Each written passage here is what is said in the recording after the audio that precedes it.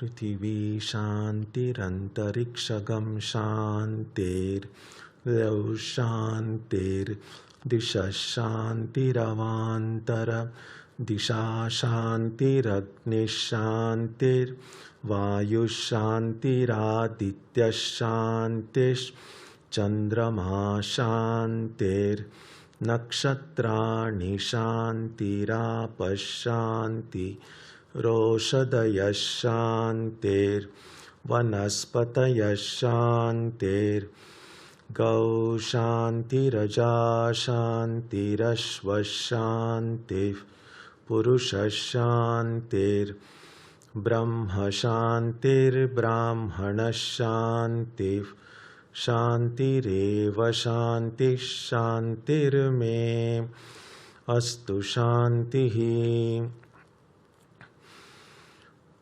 May there be peace on earth and in the sky. May there be peace in the water and in all directions. May there be peace in the plants, in the trees, and in animals. May there be peace in the hearts of all beings. May there be peace in everyone and in everything. Sarvetra sukhinas santu, sarve santu niramayaha, sarve bhadrani pashyantu, ma kaschit dukkha bhag bhavet, sarvastaratu durgani, sarvo bhadrani pashyatu, sarvas sadbuddhimapnotu, sarvas sarvatra nandatu. May all be happy and healthy. May all see what is good, and may no one experience misery. May all overcome their obstacles and acquire good tendencies. May people everywhere find joy and fulfillment.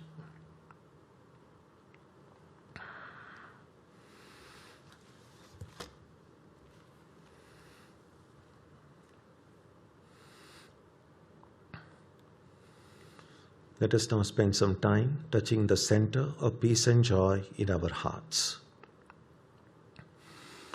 A good way to begin the practice is to withdraw the scattered energies of the mind and bring them to rest on one point. That point can be our own breathing. Let us therefore practice breathing with awareness. As we breathe in, let us visualize that our body and mind are being filled with love, strength, and compassion. And as we breathe out, let us release all the stress, anxiety, and exhaustion in the body and mind. Let us practice this way for a while.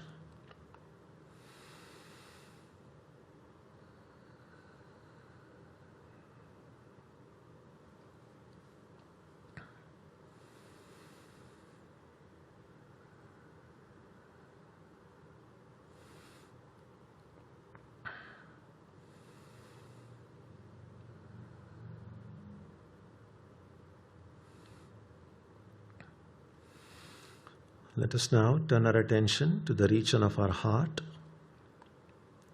Although God is present everywhere and in everyone, the divine presence can be felt most clearly in our own hearts. We can meditate in any way we have been taught.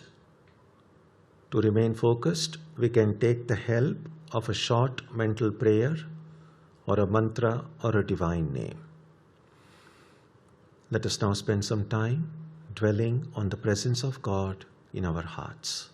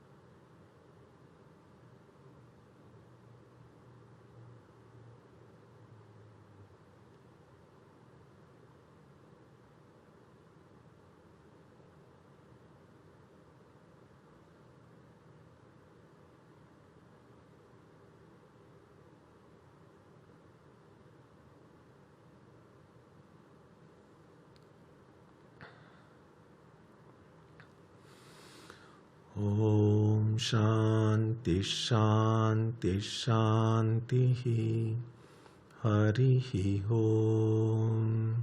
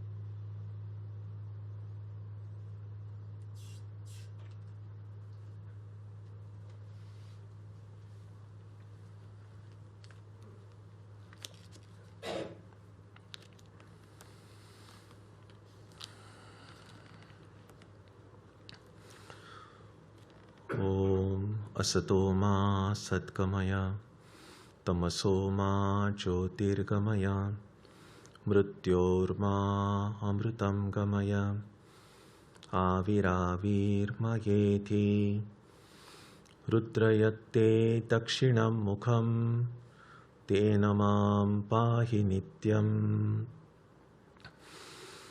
May the Divine lead us from the unreal to the real, from darkness to light, from death to immortality. May the Divine Consciousness fill our hearts and protect us.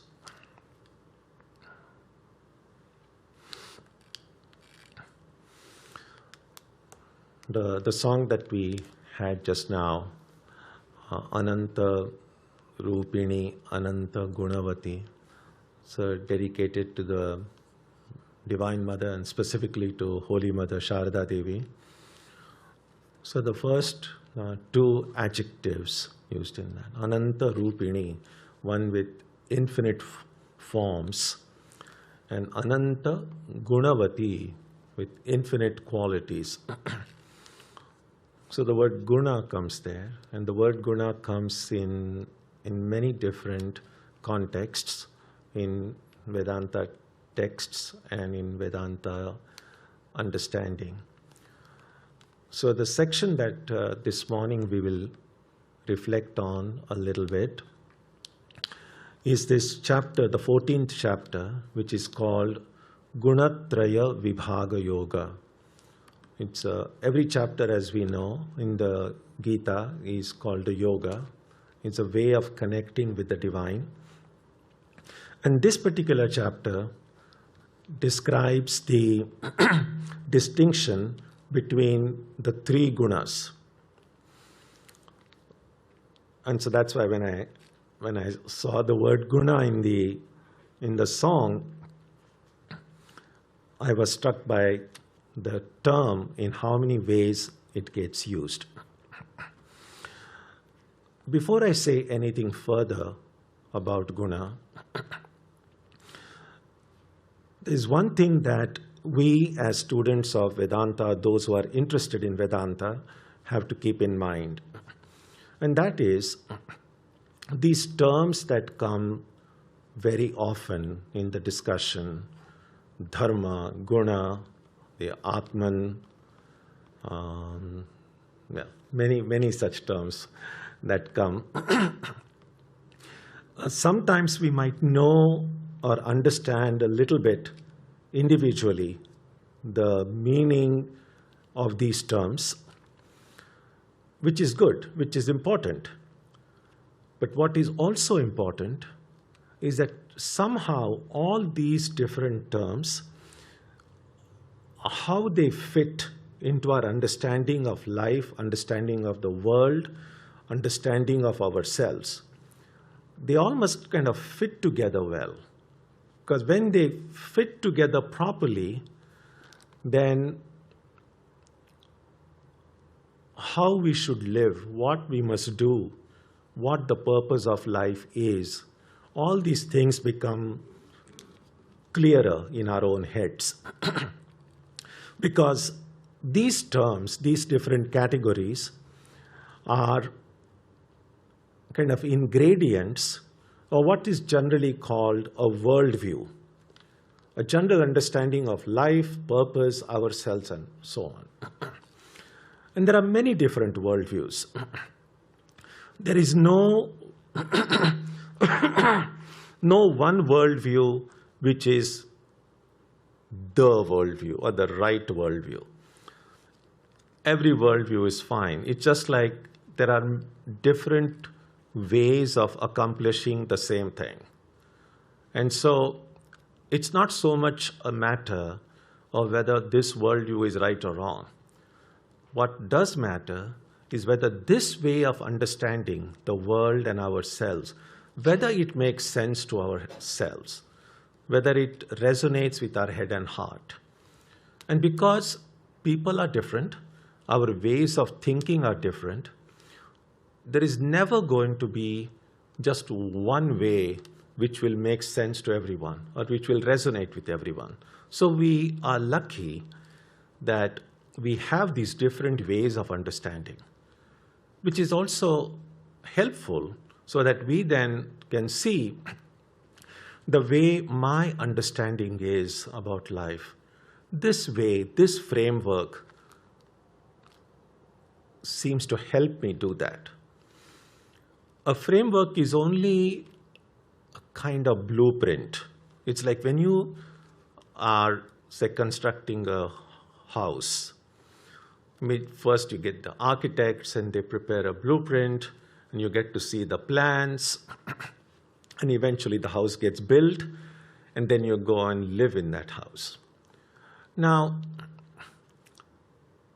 the experience of living in that house is not the same as the blueprint, is not the same as the plans, not the same as the construction work. But in order to reach or get that experience of living in that house, we start with the blueprint, we start with the plans. And once the house is constructed, you probably don't need those blueprints and plans unless you like to archive everything. Otherwise, you can just throw it away. Worldviews are like that. The ultimate purpose of any worldview is to help us transcend ourselves, help us get over our present limitations, help us achieve whatever it is that we are trying to achieve in life. And for spiritual seekers, no matter how we express that goal, it usually means a state of being when we are free from any of the limitations we are experiencing now. And it's a state of being which is filled with bliss and freedom. That's what it is experientially. But once you try to use concepts and ideas, images, we try to use all the symbols, then it looks very different. But ultimately, that's essentially what we want.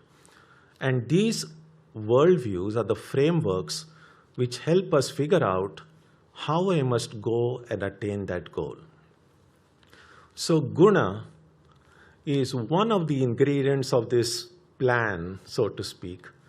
And so today we'll reflect a little bit on these gunas. So the word guna means quality, of course, but it also means a rope, the strands of a rope. And just this morning I was looking at, I hadn't studied anything about the rope technology. And then I found, and nowadays it is so easy, just put stuff in your Google search and so much information comes up. This whole rope building or preparing rope is a science in itself. And then you need at least 2 strands to make a rope. But they said generally ropes are 3 strands, and there are up to 12 strands, and it can go more. So the word guna is sometimes also translated as a strand, because there are 3 gunas. So this rope of this material nature, the world, is made up of these 3 strands. And these 3 strands, those of you who have been reading these books and listening to these Vedantic ideas, you know they are called Sattva, Rajas, and Tamas. What does a rope do? Well, the rope can do many things, but one of the things it does is it ties us up, it binds us. And so the way guna gets described in the Gita is that something that binds us, something that ties us down. And if our goal is freedom, then being bound by these gunas is something that is an obstacle on the path to freedom. So this, in the 14th chapter, in verse 5, this is what Krishna says. Sattvam rajas tama iti guna prakriti sambhavaha nibaddhanti mahabaho dehe dehinam avyayam. Sattva, rajas and tamas, these gunas, born of Prakriti, bind fast in your body the indestructible embodied one. So this is the way, and it gets described in different ways, about how these gunas bind us. Let me read a few of these verses, especially 3 verses further down, which gives briefly what the distinct characteristic of each of these gunas is. And then we can reflect a little bit on them. So verse 6. Tatra sattvam nirmalatvat prakashakamanāmayam sukhasanghena badhnāti jnānasanghena chānagha. Of these, sattva, because of its stainlessness, luminous and free from evil, binds by attachment to happiness and by attachment to knowledge. Rajoragatmakam vidhi trishna sanga samudbhavam tan nibadhnati kaunteya karma sangena dehinam. Know rajas to be of the nature of passion, giving rise to thirst and attachment. It binds fast the embodied one by attachment to action. Tamastva jnanajam vidhi mohanam sarvadehinam pramada alasya nidrabhihi tannibadhnati bharata. And know tamas to be born of ignorance, stupefying all embodied beings. It binds fast by miscomprehension, indolence, and sleep. So these 3 verses point out how these 3 gunas bind us. Sattva binds us. Sattva is this quality of luminosity. It's something that generates peace and harmony and joy. So it's wonderful. I mean, sattva is often looked upon, and among these 3 gunas, one thing that we must strive to acquire. And sattva comes through living a moral life, an honest life, a life of truthfulness, a life of helpfulness, a life of discipline. And when we live that kind of life, then it generates knowledge, generates insight, generates wisdom, and generates happiness. All wonderful things. It's also possible that we can get attached to the happiness it generates. We can get attached to the knowledge it generates. So, helpful and useful these qualities are, the binding nature of sattva occurs by our attachment to happiness and attachment to knowledge. And we'll see what that means. Rajas, on the other hand, is seen as that something that pushes us into activity, passion, desire, ambition.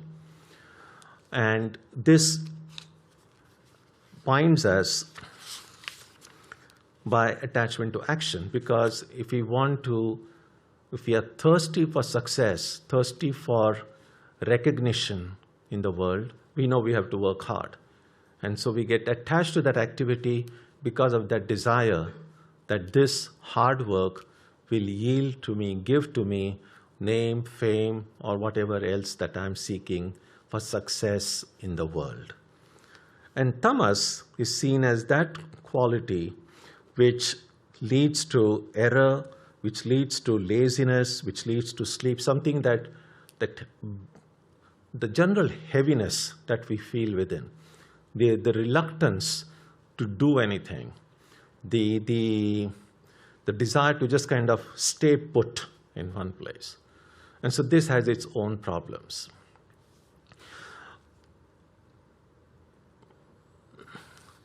There is this Indian school of medicine called Ayurveda, and they often understand illness as a state of lack of harmony within the body.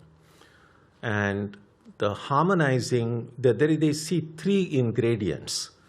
In Sanskrit, they call it Vata, Pitta, and Kapha. And sometimes they are translated three humors in the body. Essentially three, I don't even know what word to call them. Humor is not a word that is kind of often commonly used. But three ingredients, or three strands, you could say, in the body. So when these three are in complete harmony, the body is healthy. And if something goes wrong, or something is not quite working all right, it means one of these three, one or more of these three, is not cooperating. It's kind of either become too much or too little. And so all Ayurveda medicine is really what the diagnosis in Ayurveda means. I'm not an expert in Ayurveda, it's just a general knowledge that I picked up here and there, is that the Ayurvedic physician, sometimes they just call the name Vaidya, what that physician does is able to figure out which of these three ingredients is creating this disharmony, or it has either there's too much of it or too little of it. And the medicine that is given is meant to restore that balance. So that's how Ayurveda looks at it.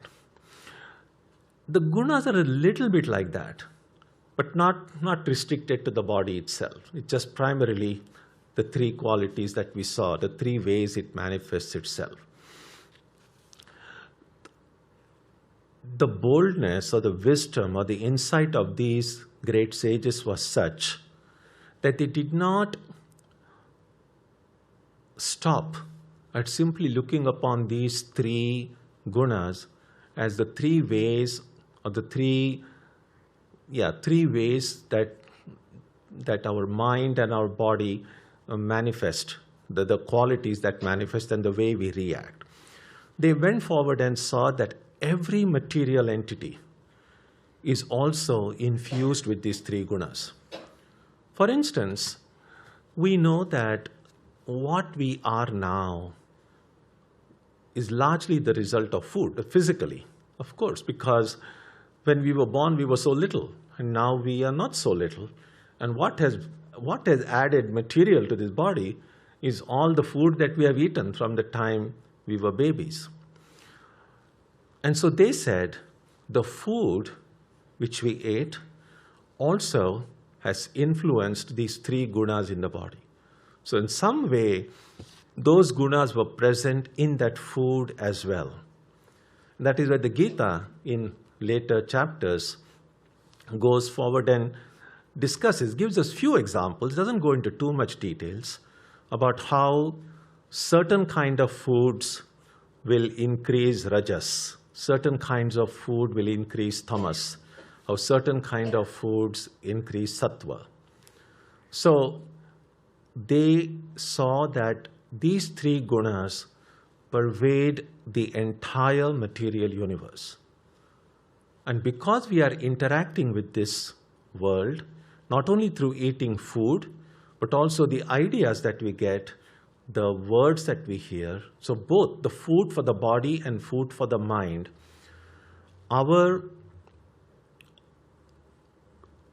the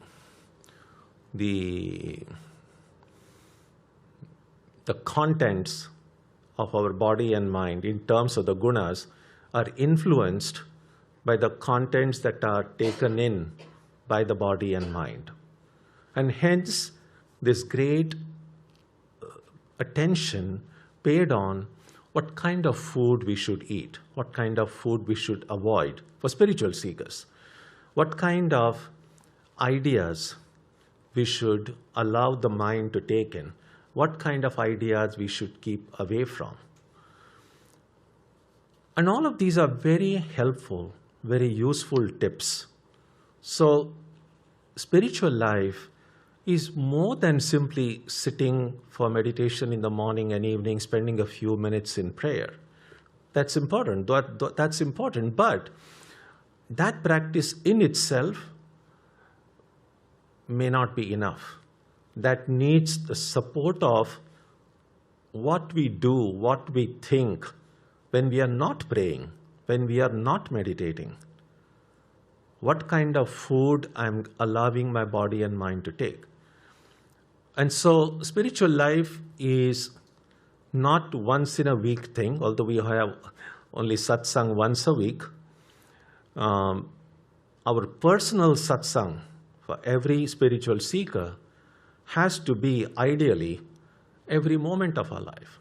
That we are in the company of the holy, good and sacred, wholesome, healthy ideas, good and healthy food, good and healthy company. Just add good and healthy to everything that we do. And if we are able to do that, then we can say that satsang is not just once a week. I am in an eternal satsang. Now, that's the ideal. What does that mean? It doesn't mean that, oh my God, if I have to do satsang every moment, then when am I going to do all these other things? The whole practice of karma yoga really means what we see as other things can become a part of your satsang. There is a way of divinizing or spiritualizing everything that we do in life. All our relationships, all our activities, all our responsibilities, all the things that we are expected to do can be done as a part of our spiritual practice. Now, if there are things in our life we feel there is no way I can connect this with God, there is no way I can make this appear spiritual, and if there is something that cannot be thought about in that way at all, then probably we shouldn't be doing it, if spiritual life is important to us.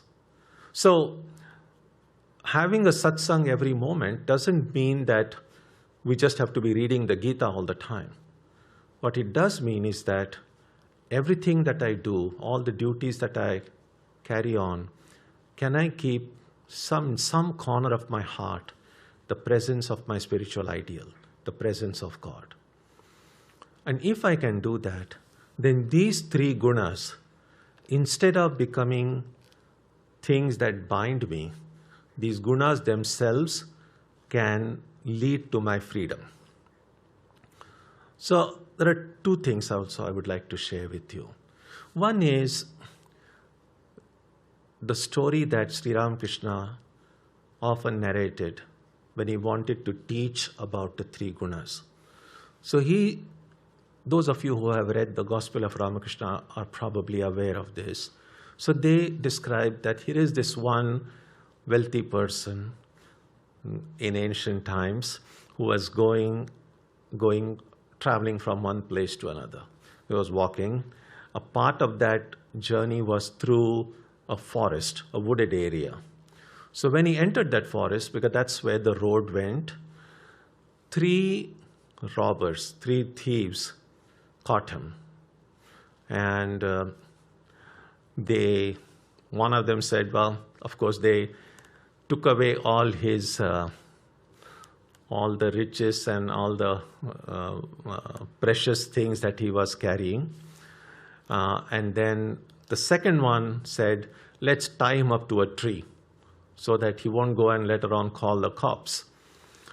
And the third one says, oh, what's the point in just tying him up here? Let's just kill him. And then they said, no need to kill. So they just tie him up to the tree and then they go away. Finally, one amongst them, he comes back after a while. And the other 2 are not there that time. So this one of these 3 comes back and looks at this person and says, I'm really sorry that we did this to you.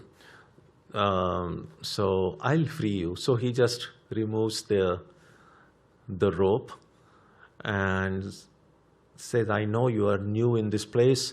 You will not be able to find your way outside this forest. So let me show you the way.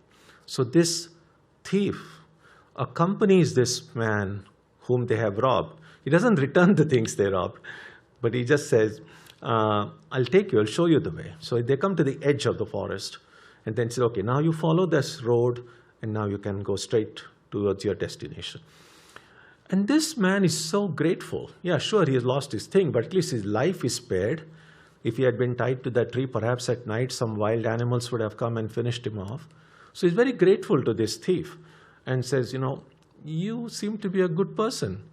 Why don't you come with me? And I would like to reward you for sparing my life.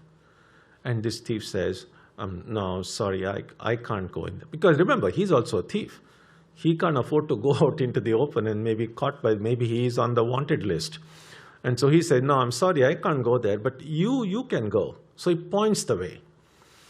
So Ramakrishna told this story and compared these 3 thieves to the 3 gunas. So he said that the thief who said, just tie him up to a tree and rob him, that was Rajas. The thief who said, no, let's just kill him instead, that was Tamas. And the third one who came and tried to show him the way out, that was Sattva. And that is why in spiritual life, we say it's good to cultivate more and more of the Sattva guna. But remember, the Sattva could not go right till the end. The Sattva only pointed the way. So that is what Sattva can do in our life. If we cultivate that kind of a discipline, that kind of a life built on a strong foundation, a moral, ethical foundation, then we develop this Sattva. And Sattva will then point a way towards freedom. There is a point at which we have to leave it behind. Remember, this is also a material thing. If you want to go to the spirit, the closer we go to the spirit, the farther back the material world will be left behind. So it cannot go until the end, but it can be very helpful.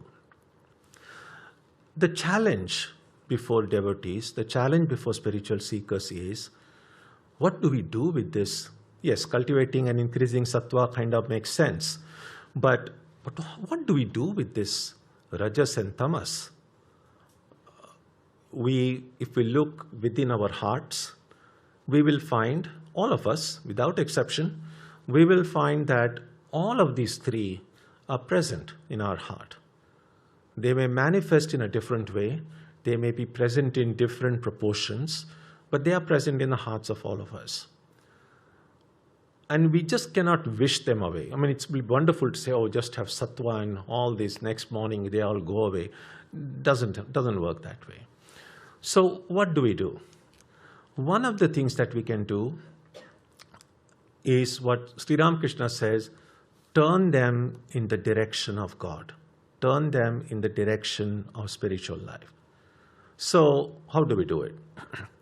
For instance, if Rajas manifests in our lives as this intense desire of passion, activity, then can I redirect that desire, that passion, that activity toward my spiritual ideal? Can I be passionate enough to say, I want to become enlightened. I want to have a direct experience of God. If I must desire something, should I desire for some of these immediate, perishable thrills of the world? Or should I use that ability, that strong ability to desire things, to desire the highest, desire the infinite? So this is a way Rajas can be redirected toward the spiritual ideal. And when that happens, that Rajas, instead of becoming a binding factor, in fact becomes a helpful, becomes a friend. Same thing with regard to tamas. Tamas is this kind of a stubborn, manifests as laziness and sleep, but it also means kind of a stubbornness. It's like someone doesn't want to do any work and they're just lazy, and they just will not move and say, "Come on, get up and do something." No, I'm just going to sit here. I'm not going to do anything. So tamas is a little bit like that. So how do we now convert that into something that can be helpful in our spiritual life? And that way would be to say, that kind of a stubbornness that tamas generates, can I have that stubbornness with regard to my spiritual ideal, with regard to my love for God, that nothing can shake me out of it. I'm just going to hold on to this and not go anywhere else. So if we are creative enough, it is possible to use what look like disadvantages of Rajas and Tamas, but if we direct them in the direction of God, they can in fact become our friends. So that is the teaching that Ramakrishna gave, that one simple way, relatively simple way of dealing with these gunas is to point them in the direction of God. In fact, in the sailboats, that's what we do. The wind that's going, you're not really controlling the wind. The wind is going in whichever way it wants. But we can use that power of the wind by the way you position the sails so that it will take you wherever you want to go. So similarly, these gunas which have tremendous power in them, and if I can use that power to take me nearer to God, then these gunas can be very helpful.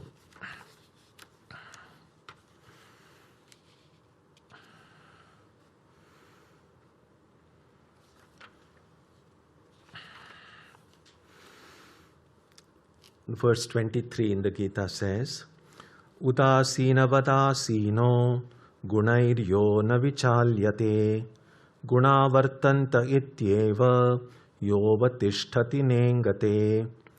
He who sitting like one unconcerned is moved not by the gunas, who knowing that the gunas operate is self-centered and swerves not. What is meant is that one way of dealing with the gunas is, as we have seen, turning their direction so that using the power of the gunas not to allow them to do what they would do on their own, but using that power to make them do what we would like to do. The second thing that we can do, and the second thing becomes easier when we have employed the first part of this practice, is try to be as detached as possible. Is it possible to cultivate a witness-like attitude towards things? Now, a lot of things in life which don't directly concern us, it's easy to be a witness to that. Something is happening to some distant part of the world where you have no connections, no emotional connection, no nothing, and you read about some kind of a remote island whose name you have never heard in life, and you say, oh, there's a hurricane there, and a few houses collapsed, a few people were injured. You read that in the newspapers, feel a little bad, of course. Any destruction and death is not a happy news. But because we are not invested into it, we are not attached to it in any way, we are not connected with that in any way, it doesn't leave too much of an impression. We just read and say, oh yeah, climate change, that's all we say. But suppose it is closer to home, or it's in some places where people whom we know, especially people who are close to us, people who we identify with, if they are affected, then it's not so easy then to look at it in a detached way. And of course, if we ourselves are affected, then it's even more difficult. But that's one practice. Now, sometimes looking at things in a detached way is misunderstood. The way, if it's expressed in that way, gets misunderstood means, oh, you have to be indifferent to it, that you don't do anything about it. But that's not the intention. Looking at things in a detached way really means, can I look at things without investing my own emotions and feelings into it? And to the extent I'm able to do it, I will have a better idea about how to respond to it in a way that I can be helpful.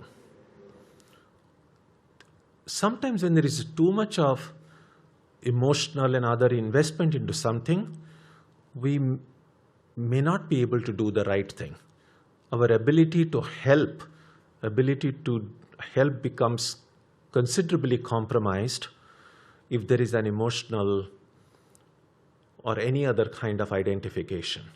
Which is why oftentimes major surgeries at least, or in fact most surgeries, surgeons will not operate on close family members because it's not easy to be as detached as you are operating on some stranger. You have all the skill, you have all the knowledge, but that identification makes it difficult. Now that's our problem, is that when we look at, clearly, as I said, if the remote island, it's easy to be witness. But how much of our life and how much of our days are spent thinking about some remote islands? Most of our time, most of our energy is really about this little world we move in. When we use the word world, it's a very limited place really. Because even most of the time, most of us are not, forget about the galaxies and everything. Maybe those who are studying astronomy may be busy with that. Most of us are not even thinking about the planet Earth. Again, environmentalists may be thinking a lot about the planet. But for most of us, our world is much smaller because by and large, our daily life falls into a kind of a specific routine. We do some repetitive sets of actions every day, some repetitive duties and responsibilities. There are a certain number of people we tend to meet every day or once in a way. So only the people whom we know, whom we meet, the work that we do, the places that we visit, that's pretty much our world most of the time. Maybe on some, occasionally, annually, you might go on a vacation some faraway place and then kind of peep into this larger world. But by and large, our worlds are pretty smaller.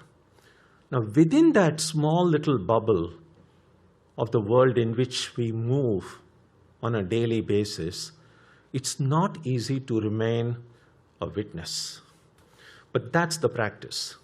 Again, being a witness doesn't mean being indifferent. What it means is to have that ability to look at things objectively as far as it is possible. If we can do that, we will have a clearer insight. We will know what I should do, what I should not do, how I should think, how I should not think. And that is very important. Much of the suffering that we have in life is because I do what I should not do, or I don't do what I should do, or I think the way I should not think, or I don't think the way I should think. That's it. If we acquire that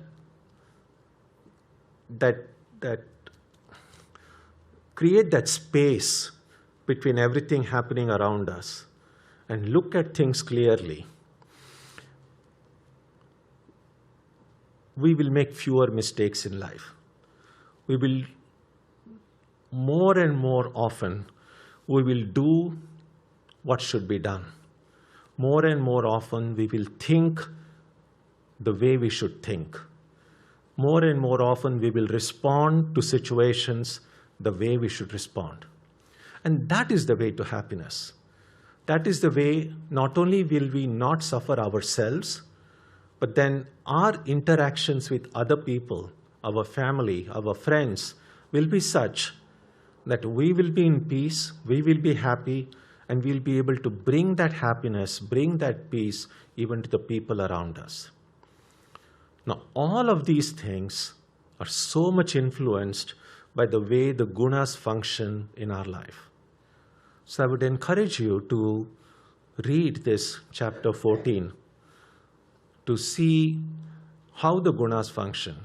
Again, the ideas given here are very concentrated, but reflect on it. Not simply in a kind of a general sort of way. The way the Gita study will become beneficial if we apply these insights to our own specific life situation. That is how we will grow. That is how our lives will be transformed. Not reading this something as, oh, this is a great book, an ancient book, good ideas.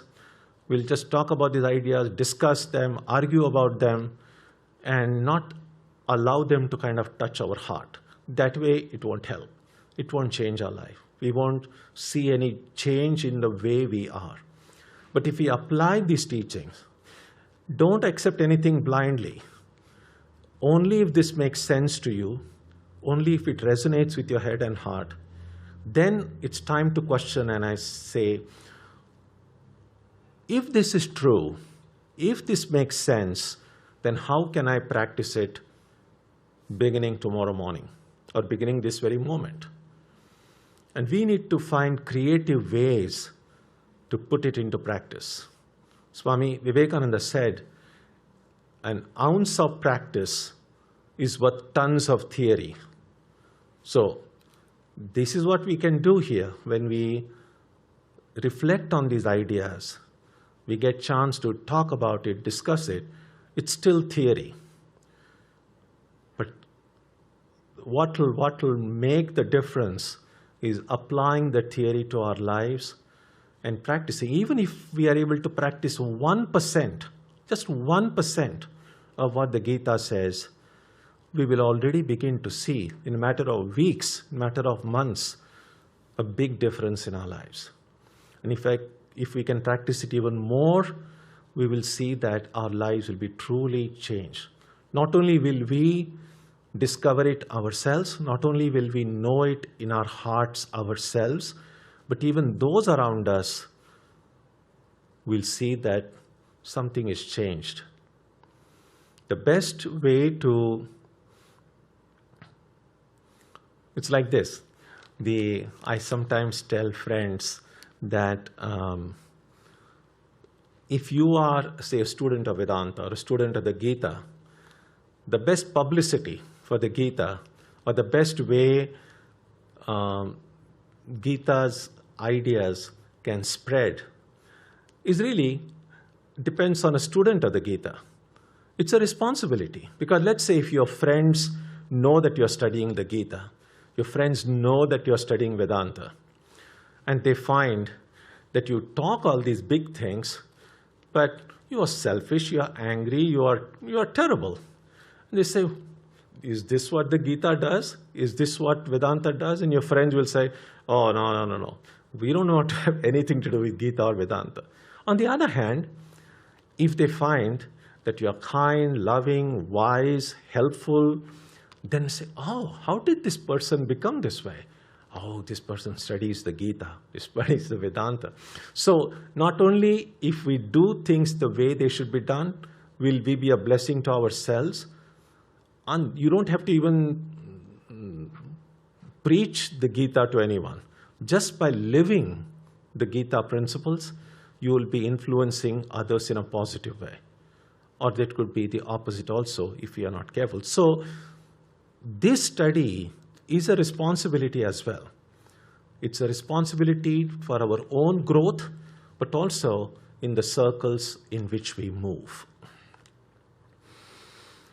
Om Jananim Saradam Devim Ramakrishnam Jagadgurum Padapadme Tayo Shritva Pranamami Muhurmuhu.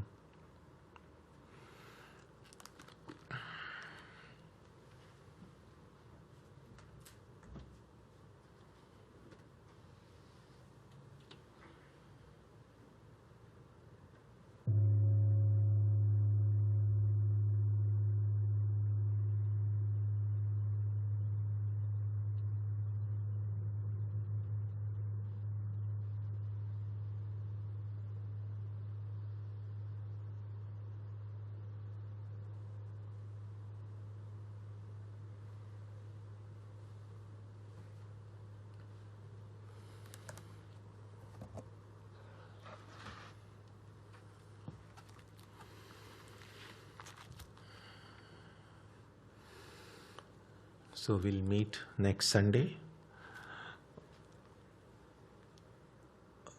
at 11 o'clock for the Satsang, and Wednesday we will continue the study of Vivek Chudamani at 7:30, and beginning this week we will resume our Saturday evening meditation. So it will be from 6 to 7 on Saturday, and those of you who have come for this meditation before know what happens, but those who haven't yet done so and would like to come, this is not a guided meditation, but everyone is welcome to come and meditate and pray in their own way. From 6 to 7, we will have a short arati here with the altar, and the Vesper hymns will be played, very low volume, but as many of you have been doing for many years, this is an opportunity to come and spend an hour meditating. So that will be Saturday evening from 6 to 7, Wednesday study group 7:30 to 8:30, and Sunday. Of these, meditation is not streamed live, but the Sunday and Wednesday are already being streamed live. So for any reason or any time you are not able to attend in person, you can stream this from the comforts of your home. So let's conclude with a prayer now.